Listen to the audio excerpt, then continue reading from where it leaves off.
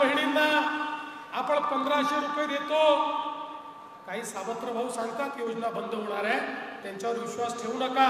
जोपर्यंत लाडके भाऊ आहेत ही योजना बंद होणार नाही, नाही म्हणजे नाही। पण आम्हाला केवळ 1500 रुपये देऊन थांबायचं नाहीये, तर आमच्या लाडक्या बहिणींना अधिक सक्षम करायचं आहे।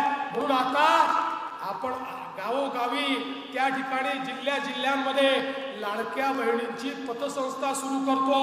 त्यांना सोबत घेऊन त्यांची त्या ठिकाणी एक आर्थिक उलाढाल करणारी संस्था सुरू करतो।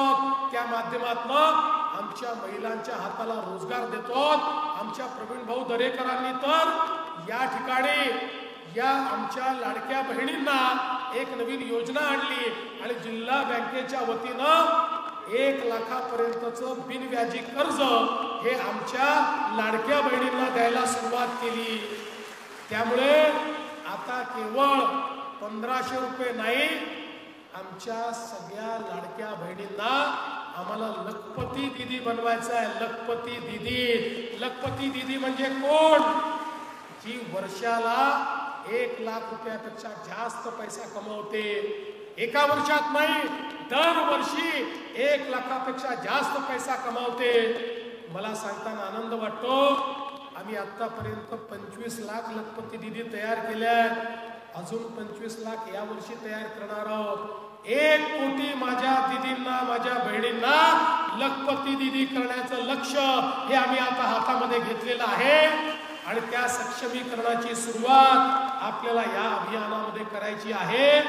माझी लाडकी बहीण ही 1500 रुपयावर जगणारी लाडकी बहीण नसेल तर ती उपजीविका त्या ठिकाणी निर्माण करून स्वतःलाही रोजगार देईल आणि अन्य माझ्या बहिणींनाही रोजगार देईल। अशा प्रकारची व्यवस्था या कार्यक्रमाच्या माध्यमातून आपण उभी करणार आहोत। आणि त्यासोबत समाजातला जो वंचित घटक आहे, दलित, शोषित, आदिवासी आहे, यांच्या जीवनामध्ये परिवर्तन घडवणाऱ्या ज्या आमच्या योजना आहेत त्या योजनाही या अभियानाच्या अंतर्गत आपण सुरू करणार आहोत। एक व्यक्तीला पारदर्शीपणे आणि लोकाभिमुखतेने शासनाच्या योजना मिळाल्या पाहिजेत।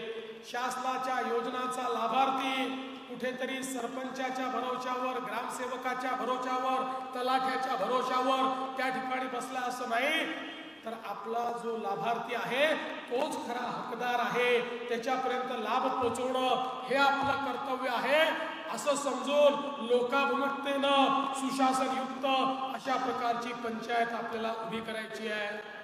आर्थिक सक्षमता देखील याच्यामध्ये कर संकलनाच्या माध्यमातून, लोकवर्गणीच्या माध्यमातून, CSRच्या माध्यमातून कॉन्व्हर्जन्स करायचं आहे आणि त्यासोबत शासनाच्या वेगवेगळ्या योजना देखील त्याची अंमलबजावणी आपल्याला करायची आहे। सरकार तर मदतीला उभा आहे, पण परिवर्तन तुम्ही घडवणार आहात। सरकार तर तुमच्या पाठीशी आहे, पण परिवर्तनाची ताकद तुमच्या मनगटात आहे। एकदा या ताकदीचा अवलंब करा, या ताकदीचा आविष्कार दाखवा आणि मला विश्वास आहे या ग्राम समृद्धीच्या अभियानातनं एक बदललेला सक्षम महाराष्ट्र, ज्या महाराष्ट्रामध्ये दीन, दलित, गोर, गरीब, आदिवासी, शेतकरी, शेतमजूर, महिला, अल्पसंख्याक सगळ्यांच्या जीवनामध्ये परिवर्तन झालेला आपल्याला पाहायला मिळेल। अशा प्रकारचा महाराष्ट्र घडवण्याकरता या अभियानाची सुरुवात आपण केली आहे।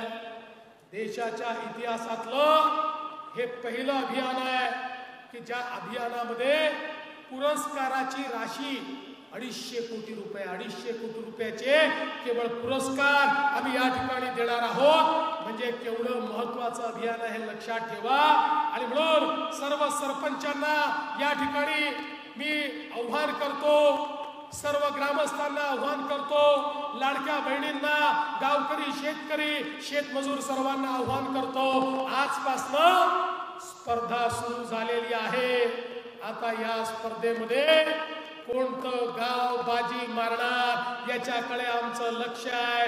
आता प्रत्येकाने छत्रपती शिवरायांच्या मावळ्यासारखं मैदानामध्ये उतरून ही लढाई आम्हीच जिंकणार अशा त्वेषानं पुढे यावं, अशा प्रकारची विनंती आपल्या सर्वांना करतो आणि माझं बोलणं संपवतो। धन्यवाद। जय हिंद।